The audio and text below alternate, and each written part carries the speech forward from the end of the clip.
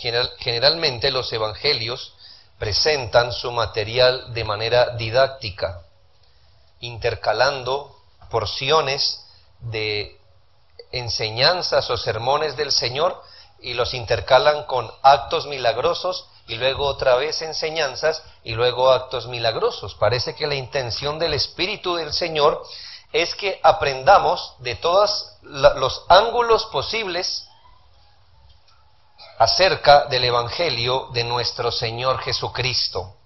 El fin de toda enseñanza, milagro, parábola, sermón dado por nuestro Señor registrado en los Evangelios es específicamente, hermanos, que nosotros podamos entender quién es nuestro Salvador, cuáles son los planes salvadores que Él tiene y para que creyendo en Él tengamos vida eterna.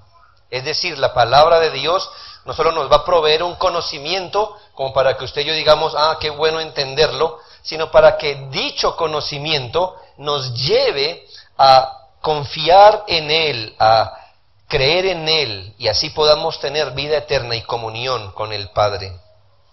Venimos sacando muchas lecciones, creo que me he esforzado en mostrarles la unidad de tema que trae hasta aquí la palabra de Dios, acabando pues con ese relato de la madre y los hermanos de Jesús. Creo que la enseñanza se puede cobijar bajo, estos son mi madre y mis hermanos, los que oyen la palabra de Dios y las hacen. Casi que ese ha sido el tema por un buen tiempo de Lucas, pero ahora creo que usted y yo advertimos un cambio de tema. A partir del versículo 22 en adelante hay un cambio de tema y aquí Lucas se va a centrar como tal en algunos eventos específicos, extremos, que nos van a mostrar el poder que tiene el Señor. ¿Con qué fin? Con el mismo fin. No hay otro fin, sino que cuando usted y yo entendamos el poder del Señor, ese poder que demostró haciendo tales cosas maravillosas, podamos confiar en Él como el Salvador de nuestros pecados. 4 milagros se nos van a narrar en línea. Él va a calmar una gran tempestad, versículos 22 al 25. Luego va a liberar a un terrible endemoniado. Y digo terrible, hermanos, porque ya hemos visto en el Evangelio que él, por ejemplo, había sacado 7 demonios de una mujer. Bueno, pero aquí este hombre no tiene 7 demonios, es una legión que tiene, así que es un terrible endemoniado. Él lo va a liberar, versículos 26 al 39.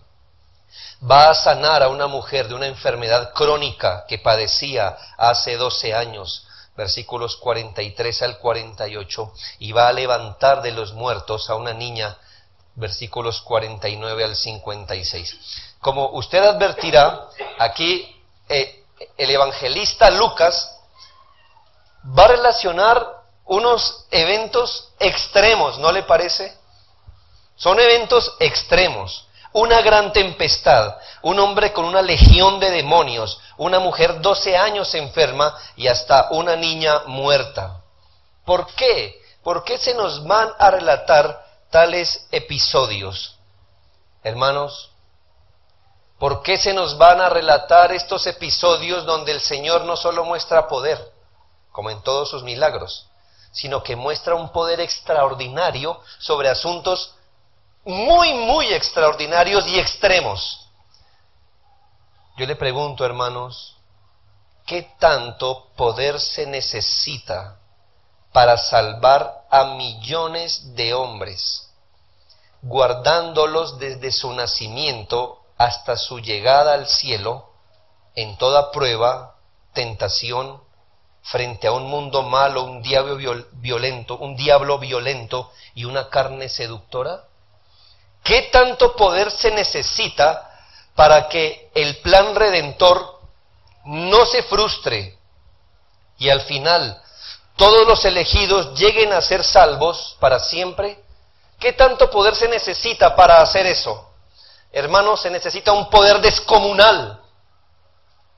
Pero hermanos, ¿cómo nos enseñó el Señor aquel en efecto tiene un poder descomunal. Bueno, hermanos, lidiando con lo más terrible que nosotros podemos enfrentar en nuestro mundo temporal. Es decir, el Señor mostró su poder en asuntos que a nivel de lo temporal son imposibles de hacer, e imposibles de hacer así como Él lo hizo, para que razonemos qué gran poder tiene Él de hacer lo que ningún otro puede hacer, para que así aprendamos a razonar que Él tiene el poder de salvar a su pueblo, que no hay nada que frustre su plan. Se necesita un poder más que inmenso, y los discípulos del Señor deberían ser afirmados en esta verdad. Ellos deberían convencerse que si Él era capaz de lidiar con lo más terrible del mundo temporal, entonces era un poderoso Salvador. Estos episodios, estos 4 episodios, buscaban al menos 2 cosas. Uno, afirmar quién era el Señor Jesucristo. Afirmar quién era el Señor Jesucristo. Hermanos, para usted y para mí es una tarea aún más sencilla. ¿Por qué se lo digo? Porque usted, cosas que pasaron en el transcurso de 3 años, puede leerlos en 1 hora. ¿Me hago entender? Pero ¿qué pasa con las personas que no conocieron al Señor en 1 hora? Ellos tenían que andar viviendo progresivamente, mediante el Señor se iba revelando en cada acto, ellos iban afirmando en su mente quién era Él. No es raro que en el Evangelio, allí mismo en Lucas, hagamos un repaso muy rápido para que usted mire que hay una intencionalidad de enseñarnos quién es el Señor. Vaya a 4:36 y mire las preguntas que el Señor empieza a suscitar en la mente de las personas. 4:36.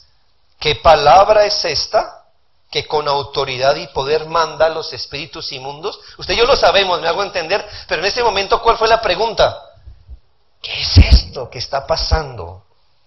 5:21. Sus contradictores dijeron, ¿quién es este que habla blasfemias? ¿Sí nota? ¿Quién es? 7:19. ¿Eres tú el que habría de venir o esperaremos a otro? 8:25. ¿Quién es este que aún a los vientos y a las aguas manda y le obedecen? 9:9. ¿Quién pues es este de quien oigo tales cosas? 9:18 al 20. Aconteció que mientras Jesús oraba aparte, estaban con él los discípulos y les preguntó diciendo, ¿quién dice la gente que soy yo? Esto lo vamos a ver después. Ellos le dijeron, unos Juan el Bautista, otros Elías, otros que algún profeta de los antiguos ha resucitado. Él les dijo, ¿y vosotros quién decís que soy? Entonces respondió Pedro y dijo, el Cristo de Dios. Nota que hay una intencionalidad en la Biblia. Muchas preguntas, todas lo mismo. ¿Quién es este? ¿Quién es Él? ¿Por qué esa autoridad? Bueno, hermanos, estos eventos relatados por Lucas tenían en mente responder esta pregunta. ¿Quién es este? ¿Quién es Él? ¿Por qué hace esas pretensiones? ¿Por qué hace lo que está haciendo? ¿De dónde le viene su autoridad? Parece que ni aun sus discípulos, y podemos afirmar que ni aun sus discípulos hasta que Él murió y resucitó, entendieron quién es este. Quizá Pedro pudo decir, eres el Cristo. Sí, pero no entendían la dimensión de quién era el Señor. Parece que muchos alrededor sí podían entender quién era Él, pero de forma muy básica. La mujer pecadora entendió quién era Él, por eso se postró y pidió perdón. Jairo, el hombre al que se le va a resucitar su hija, quizá entendieron quién era Él, pero no muy bien. Curiosamente, hermanos, en 4:34 y 8:28, ¿sabe quiénes sí sabían quién era Él? Los demonios. Sabemos, 4:34, quién eres tú? ¿No es raro, hermanos? ¿No es algo paradójico? Que mientras la gente decía, ¿quién es este? Los demonios decían, nosotros sí sabemos quién eres tú. Parece que la pregunta, ¿quién es este?, es lo que va a matizar los relatos de aquí en adelante. Y es la respuesta a esta pregunta la que se nos va a mostrar en estos eventos. ¿Quién es este? Y lo segundo, hermanos, ¿por qué fueron relatados estos eventos? Hermanos, para suscitar la fe en Él. Es decir, estas enseñanzas y estos eventos, el Espíritu Santo los puso aquí, el Señor los hizo deliberadamente, escogió estos eventos extremos para presentarse ante nosotros como aquel que es digno de que posemos nuestra fe en Él para salvación. Tenemos un gran problema de pecado, por supuesto, pero sobre todo nuestro mayor problema es la incredulidad. Y entonces cada asunto en el Nuevo Testamento, y aquí es relatado, no solo para presentarnos quién es el Señor, sino para que usted y yo, al contemplar quién es el Señor Jesucristo, nos arrojemos confiadamente a Él y creamos en Él y afirmemos nuestra fe en Él. Y allí estaba nuestro Señor, haciendo tales cosas frente a la gente, frente a contradictores, frente a gente que después de haber visto su poder lo rechazó, sus enseñanzas y lo desafiaron, discípulos vacilantes, gente que no sabía quién era. Así que estas cosas el Señor las hizo para que la gente aprendiera quién es Él, pero para que sabiendo quién es Él, pusieran su fe en Él.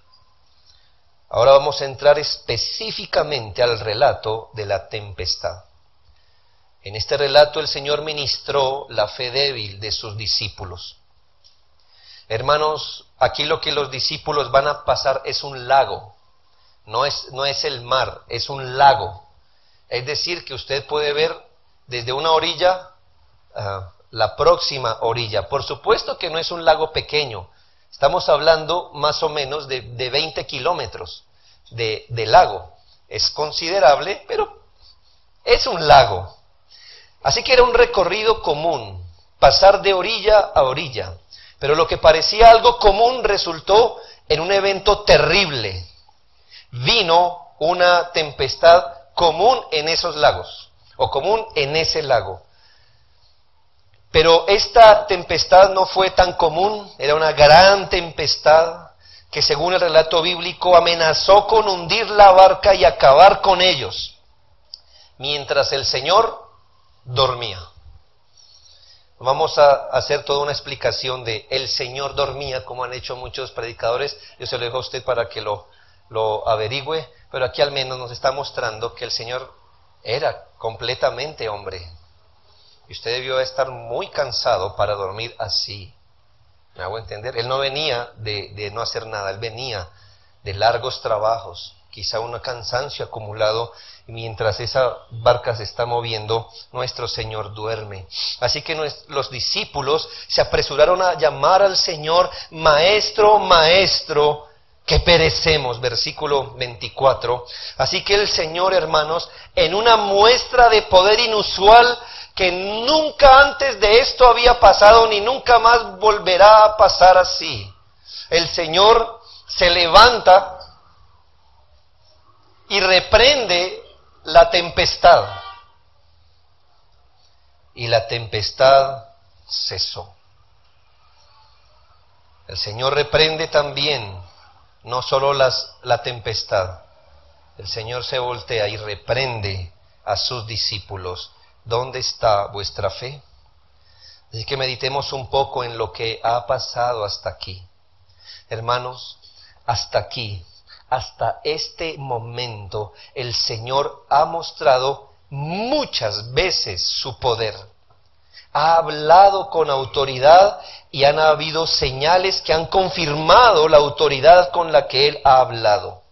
Él públicamente, cuando le mandaron mensajeros, él públicamente afirmó ser el Mesías. Él además no se quedó diciendo yo soy el Mesías, sino que al mismo tiempo, usted recuerda, mandó llamar a muchos enfermos y los sanó para corroborar que sus palabras eran ciertas. Pero pese a todo esto, sus discípulos parecen haber olvidado todo esto.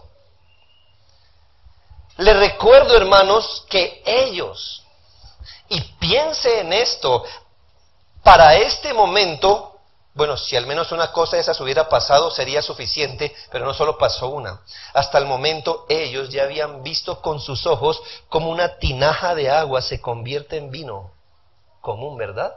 Pasa todos los días. No, hermanos, es una cosa que usted y yo nos vamos a morir y nunca vamos a ver.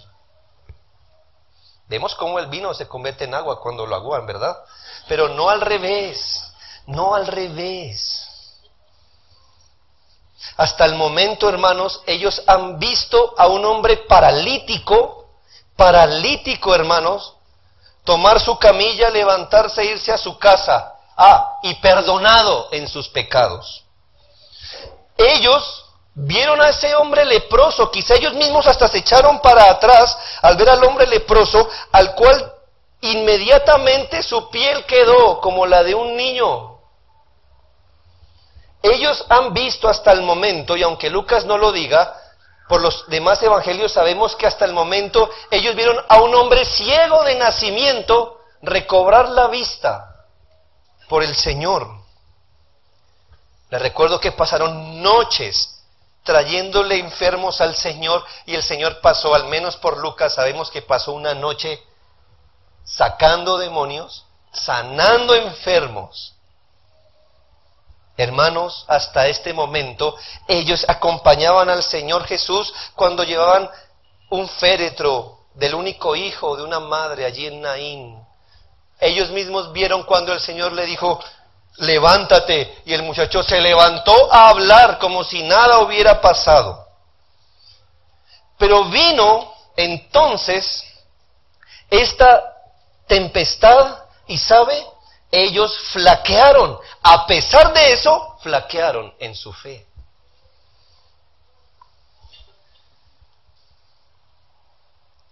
Ellos piensan que iban a morir con el Mesías a bordo de su barca. Eso no expresaba lo que ellos deberían haber hecho para su momento. ¿Sabe? Los judíos tradicionalmente al menos sabían que el Cristo no moriría. Dice la palabra de Dios, en palabra del Señor Jesús, y yo, si fuere levantado de la tierra, a todos atraeré a mí mismo. Y decía esto, dando a entender de qué muerte iba a morir. Le respondió la gente, nosotros hemos oído de la ley, que el Cristo permanece para siempre. ¿Cómo pues dices tú que es necesario que el Hijo del Hombre sea levantado? Que dice, ¿cuál era lo que la gente común creía? Que el Cristo permanecería para siempre, que no iba a morir. El Señor ya le había dicho a sus discípulos que Él era el Mesías, lo había confirmado con unas señales, y aún así, despiertan al Señor diciéndole ¿qué? Señor, perecemos, ¿no ves? La tormenta lo arrasó todo. La tormenta trajo consigo un serio olvido, y las nubes negras no solo taparon el sol para ellos, sino que nublaron su fe. Llegó el momento de esa prueba ajustada a sus temores, y flaquearon. Ellos no despertaron al Señor con gritos de ayuda dependiente, sino con gritos de ayuda basados en su incredulidad, y fueron reprendidos por el Señor por ello.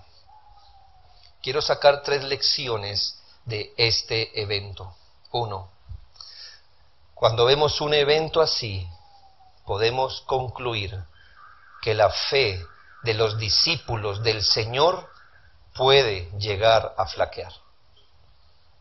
La fe de los discípulos del Señor puede llegar a flaquear.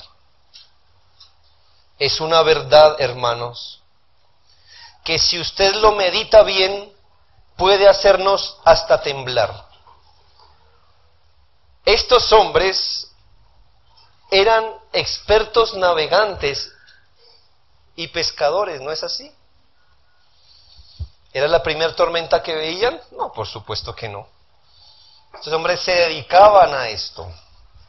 Además de ello, hermanos, estos hombres habían recibido una revelación tan cercana de quién era Cristo, no solo lo que la demás gente vio hacer, sino hasta lo que ellos mismos, en su círculo más pequeño, vieron hacer. Eran privilegiados porque enseñanzas que mucha gente no recibió, ellos sí las recibieron. Ellos convivían con el Señor, y pese a que humanamente eran expertos navegando, pese a que habían recibido un conocimiento singular de Él, pese a que seguramente muchos de ellos ayudaron a levantar al paralítico o al hombre resucitado, ellos habrían visto con sus propios ojos cómo el poder de Dios operaba sobre asuntos imposibles.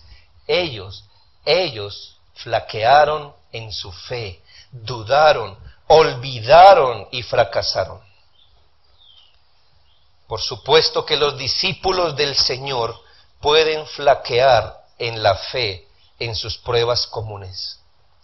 Siempre esto será un riesgo. Cada prueba que afrontamos puede llegar a hacernos flaquear. Pero ¿sabe? Esta no era cualquier prueba. Esta era una prueba inusual. ¿Cuántas veces el barco se movió hasta cierto punto? No flaquearon, hermanos, pero llegó una tormenta ajustada a llevarlos al límite de sus posibilidades, y allí ellos flaquearon. Sabe, hermano, hay muchas lecciones aquí. Pudiéramos quedarnos solo en este punto, pero yo quiero que usted traiga sabiduría a su corazón pensando que hoy o mañana vendrá una prueba más ajustada a usted de lo que piensa. Puede ser que hasta el momento las tempestades que usted haya manejado, sí, son duras, aún así no lo han llevado al límite. Pero puede ser, Dios es soberano, puede ser que sí, puede ser que no. Venga un día una prueba que se ajuste perfectamente a su dedo. Quizás sea eso lo que usted más le teme, quizás sea eso que usted ora diciendo: Señor, trata con mi corazón, pero eso no me permitas vivir. Eso sería muy doloroso. No sé, qué sé yo. Puede ser que en un momento venga ese asunto, y ¿sabe? Muchas veces lo que no hace la enfermedad en nosotros puede venirnos por la salud, ¿no sabía? ¿Usted piensa que es lo más terrible estar enfermo? Hay gente que con salud ha hecho cosas más peores que cuando estaba enfermo. Lo que no ha hecho la pobreza, quizá lo haga la riqueza. Creo que lo hemos visto aquí también. Cuando hermanos no eran nada en este mundo, eran fieles. Cuando empiezan a tener, se van. ¿Lo has visto? ¿Lo has visto? Llega el día donde hay una prueba que quizás se ajuste a lo que más tememos, donde el Señor nos lleve al límite. Tú dices que dura la soltería. Para muchos lo que no hizo la soltería lo ha hecho el matrimonio. Solo para dar ejemplos, el punto es, puede llegar un día que lo que no ha hecho las pruebas comunes lo llegue a ser una prueba que se ajuste a nuestra vida de tal forma que nos haga flaquear. ¿Cómo es que la fe flaquea, hermanos? Por la duda. Dudamos de Dios o de su palabra. En épocas de pruebas muchas veces se duda de un principio. ¿No le ha pasado? Es decir, vienen preguntas a la mente. Las preguntas son, ¿este principio es verdadero o no? Dudamos de su validez, de su pertinencia. El diablo nos muestra delante de nosotros como un puente quebradizo, que cada tabla está podrida y nos dice, ¿seguro que va a pasar por ese puente tan quebradizo?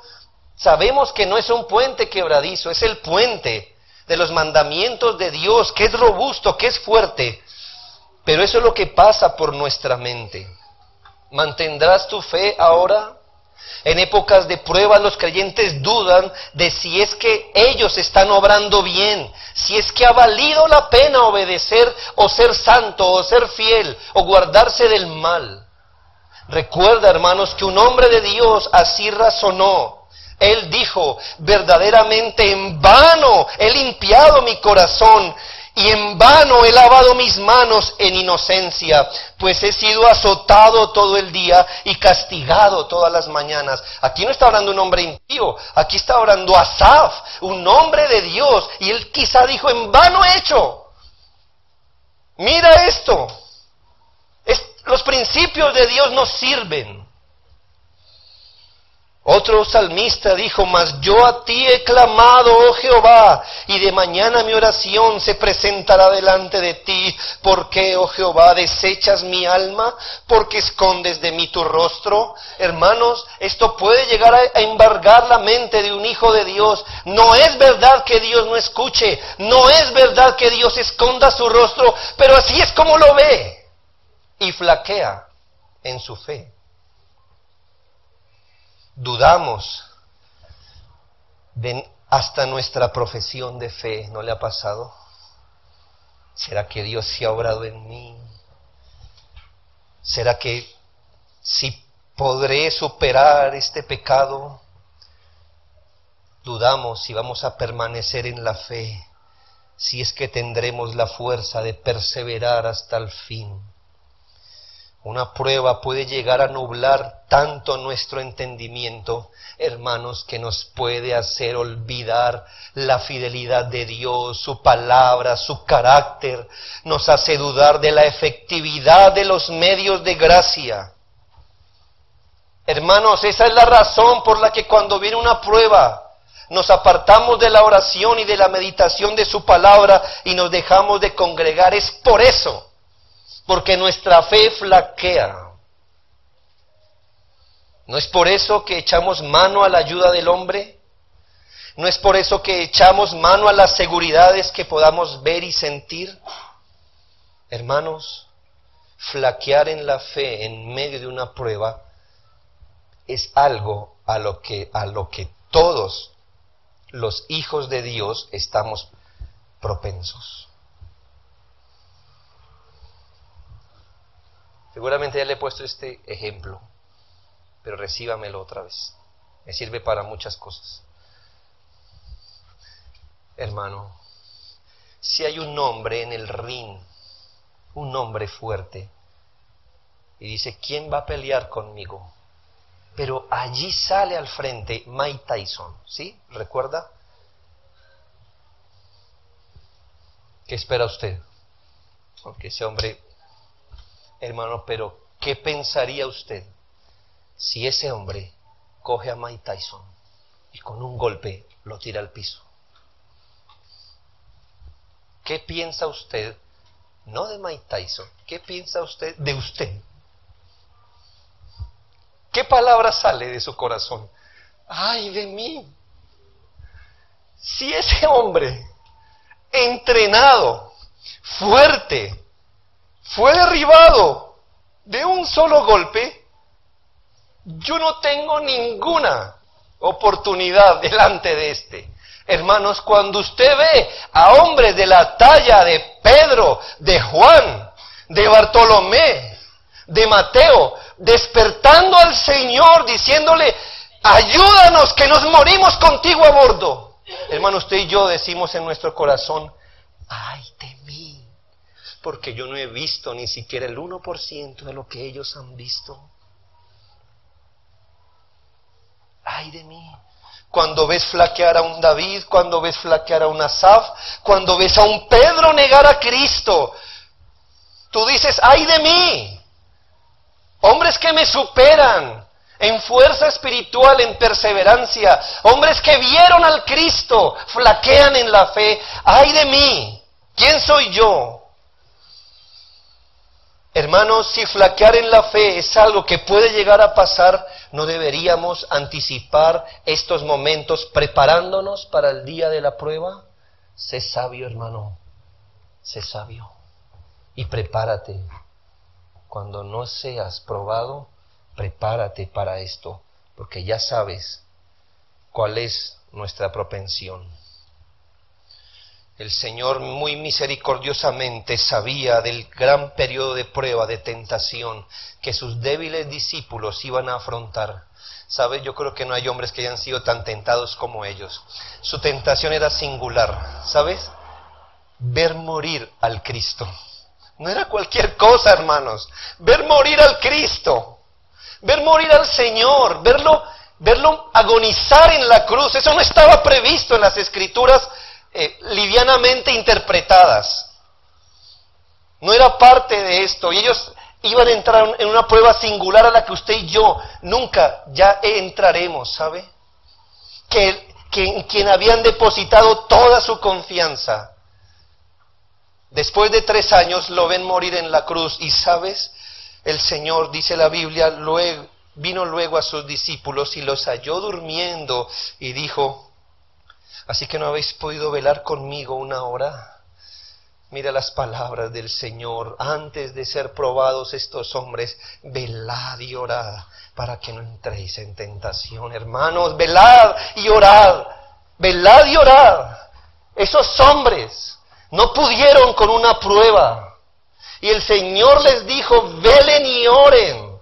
Ustedes no tienen otro recurso que depender de Dios cuando vengan las pruebas, hermanos. No seamos negligentes en momentos de paz. Cuando el Señor nos da respiros de nuestras pruebas, no pierda el tiempo en vanidades de esta vida. Es mejor que vele, es mejor que ore, es mejor que examine su corazón, mortifique lo que tenga que mortificar, porque vendrá una prueba, hoy o mañana, grande o pequeña, no sabemos.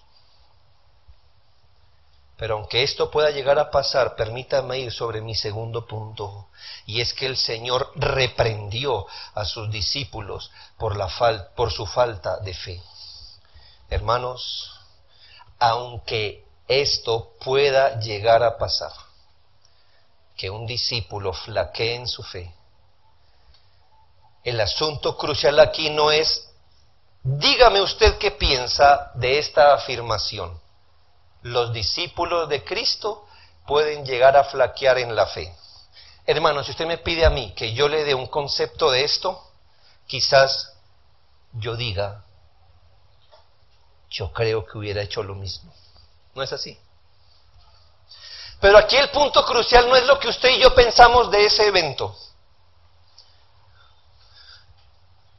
Si usted y yo nos miramos unos a otros y nos hubiéramos dicho, califíqueme ese evento, mire este evento, mire los discípulos flaqueando, ¿qué dice usted? Quizá nosotros, considerando nuestro corazón, digamos, y es que no hay que ser duro con esos hombres. Solo quien ha estado en una tormenta así sabe lo que se siente. Aquí el asunto fundamental no es lo que usted y yo nos podamos decir. Aquí el asunto fundamental es ¿qué dijo el Señor con respecto a eso? ¿Me hago entender, hermanos? Piense eso. Piense eso. Porque aquí lo importante no es lo que usted y yo pensemos de cuando un hombre flaquea, cuando un cristiano flaquea, cuando un hijo de Dios flaquea. ¿Sabe? Nuestra opinión en última instancia nada es.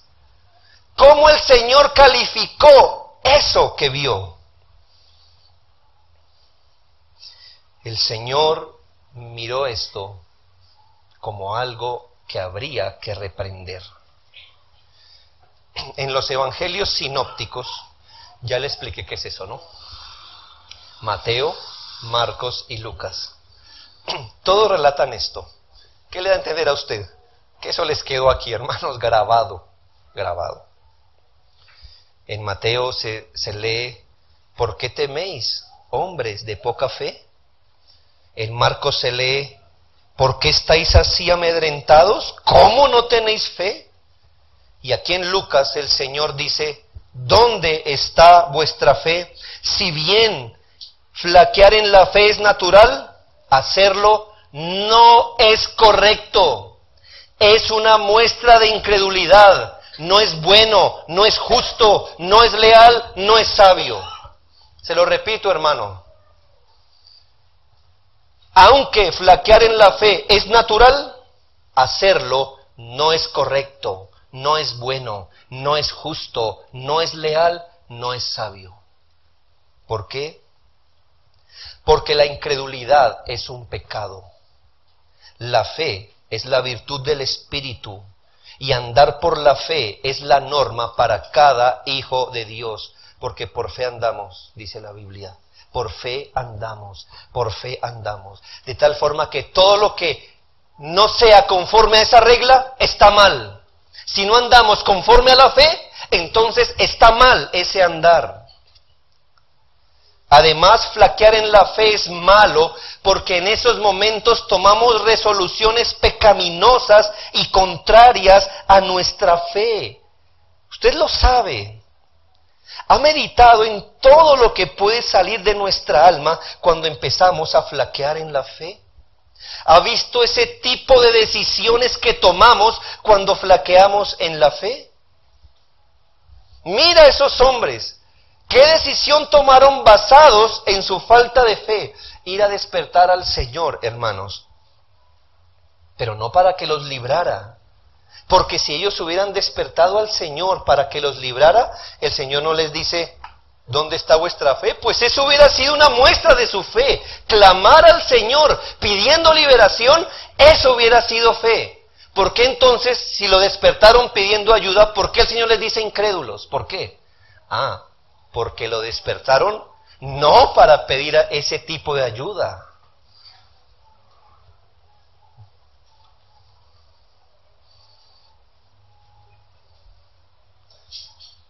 Como dijo el ya fallecido Sproul, su pregunta no era realmente una pregunta, era una acusación tenuemente disimulada.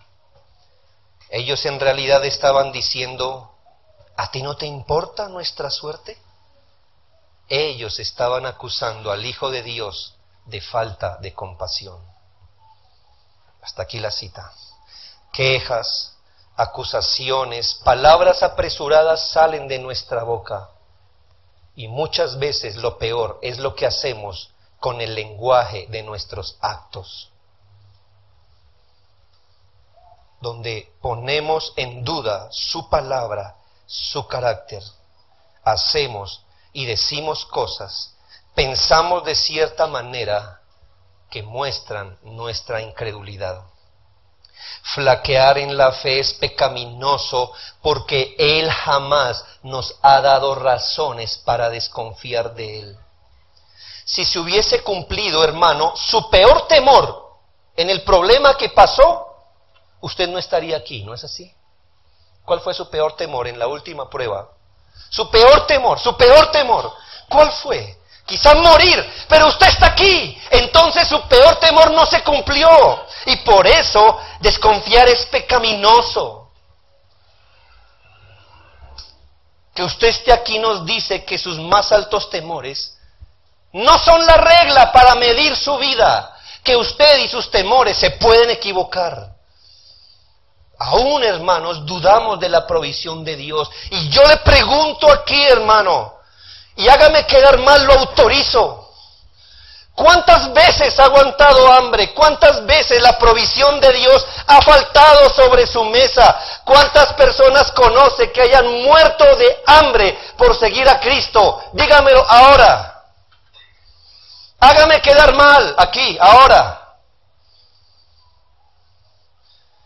Pero en épocas cuando el Señor ajusta nuestro presupuesto, ¿qué es lo primero que hacemos? Dudar que Él sea un proveedor competente. Y por eso golpeamos al hombre. Y por eso nos endeudamos hasta el cansancio. Y luego te exprime el mundo. Y no puedes estar aquí por eso mismo.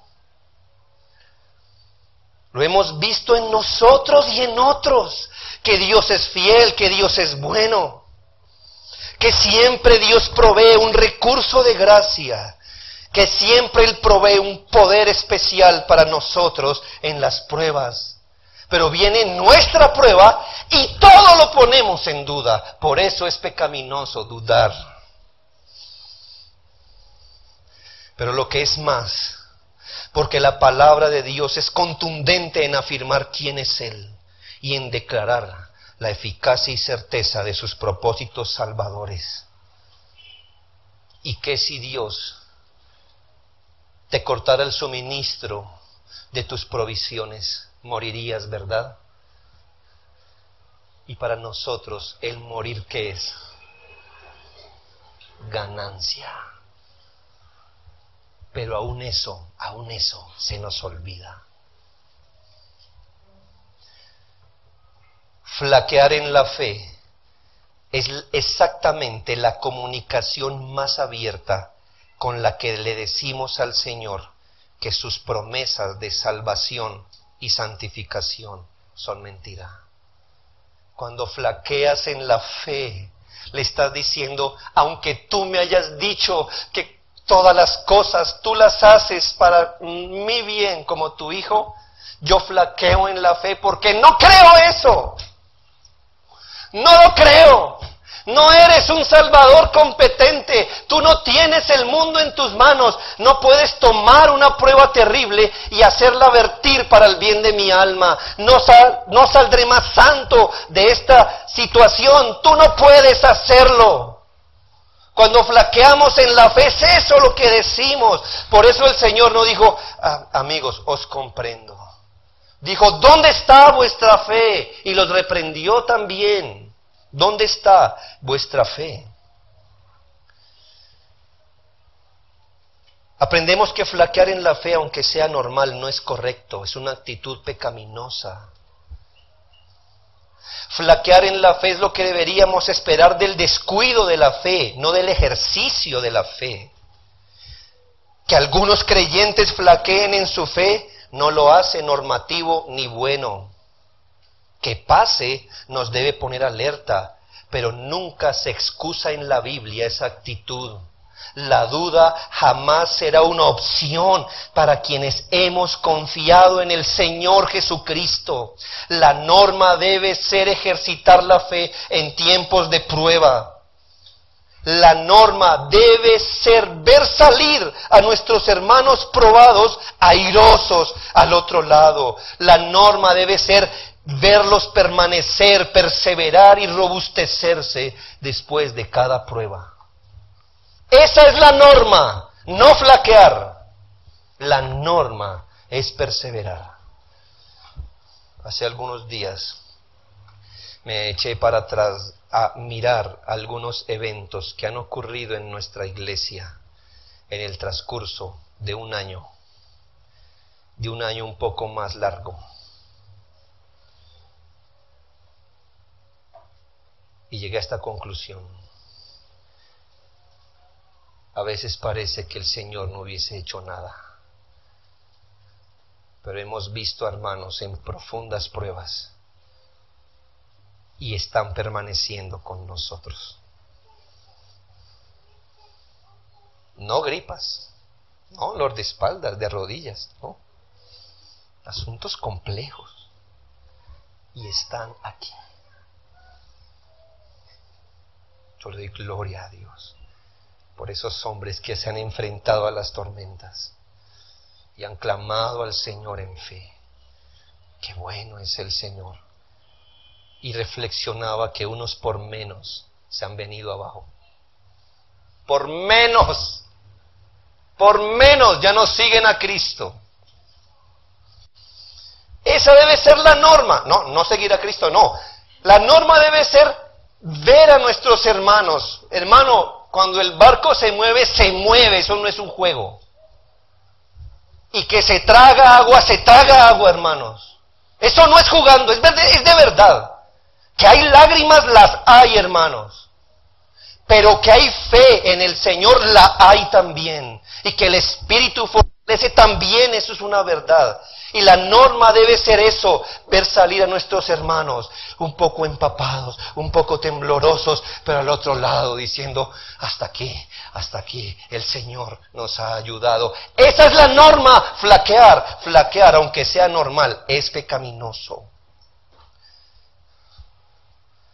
Y aunque tengamos mucha compasión del que flaquea en la fe, nuestro afán no debe ser comprenderlo, sino ayudarlo a salir de ese estado. ¿Lo entiendes?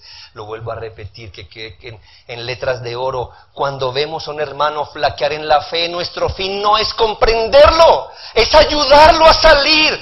¿De qué le sirve? ¿De qué sirve que usted venga a mí diciendo, hermano, estoy enfermo? Y yo digo, hermano, te entiendo, pobrecito. Me imagino que la estás pasando muy mal. Me compadezco de ti, mi solidaridad hacia ti. Hermano, ¿eso de qué sirve? Si tú vienes a mí diciendo estoy enfermo, ¿sabes qué haría yo? Hermano, ¿qué puedo hacer por ti para sacarte de ese estado? No nos amemos carnalmente, hermanos. No nos quedemos... pobrecito, yo te entiendo, yo haría lo mismo. Anímate, hermano, ¿por qué no lo llevas al médico de las almas? Llévalo a ejercitar su fe en Dios, en sus promesas de salvación. Esa es la medicina que un creyente que flaquea necesita. Alguien debe pararse delante de él y decir, hermano, recuerda quién es el Señor. Recuerda lo que Él dice en su palabra. Él no ha hecho excepciones para cumplir su palabra. Tú no eres la primera excepción con la que Él dice, yo cumplo mi palabra, salvo en este caso. A Él sí lo voy a dejar solito en sus fuerzas, haciendo como... No. Alguien debe ir y decirle, no es como tú ves las cosas, hermano, que has flaqueado en la fe. Mira al autor y consumador de la fe.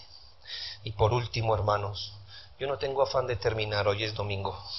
Y usted debió dejar ya los asuntos temporales preparados. El Señor es misericordioso y afirma a sus discípulos en la fe. Hermanos, en esto se muestra la misericordia del Señor. Deseo que mires una obra que no es tan evidente como para calmar una tempestad con la voz. Sí, hermanos, eso lo hizo el Señor. Hay una obra externa que Él hizo, pero quiero llamar la atención sobre la obra interna que Él hizo. ¿Cuál fue la obra externa? Fue indudable, hermanos, reprender el viento. Pero quiero mirar este pasaje. ¿Qué hizo eso en el corazón de sus discípulos? La palabra de Dios sin duda nos muestra que el Señor metió su mano en el corazón de sus discípulos para ayudarles.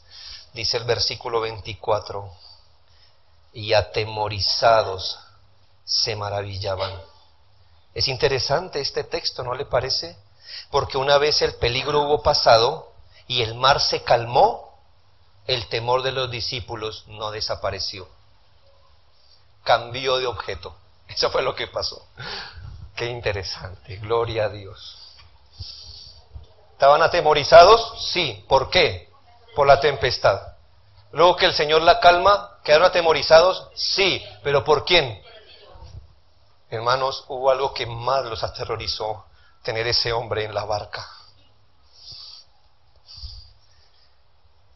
Se maravillaron de eso.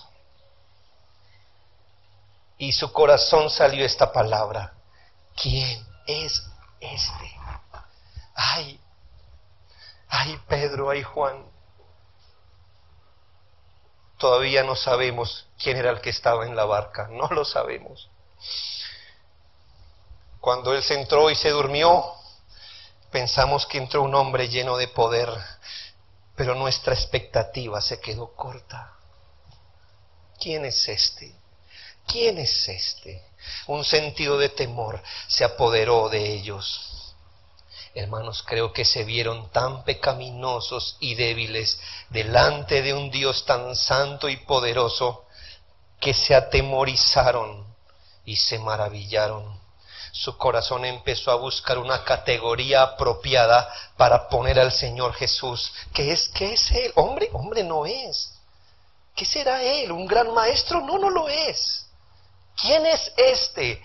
¿Qué categoría puede ser la más apropiada para poner allí al Señor Jesús? Ellos aprendieron una lección que espero que nosotros aprendamos también, que con Cristo no estamos tratando con un ser que podamos categorizar familiarmente, que cuando tratamos con Cristo no estamos tratando con cualquier persona. ¿Quién crees que es aquel en quien has confiado tu vida? ¿Un niño olvidadizo? ¿Un anciano débil? ¿Un tirano burlón? ¿Un vendedor mentiroso? ¿Quién es este? Si no es el Señor y Salvador, el poderoso Rey de toda la tierra, entonces teme y maravíllate. El Señor se muestra como digno de confianza. El Señor se muestra como alguien en quien los hombres pueden confiar en Él, su eternidad, su salvación, su vida y los múltiples asuntos que ellos puedan vivir. Su pueblo puede echar toda su ansiedad sobre Él. ¿Por qué? Porque Él tiene cuidado de ellos.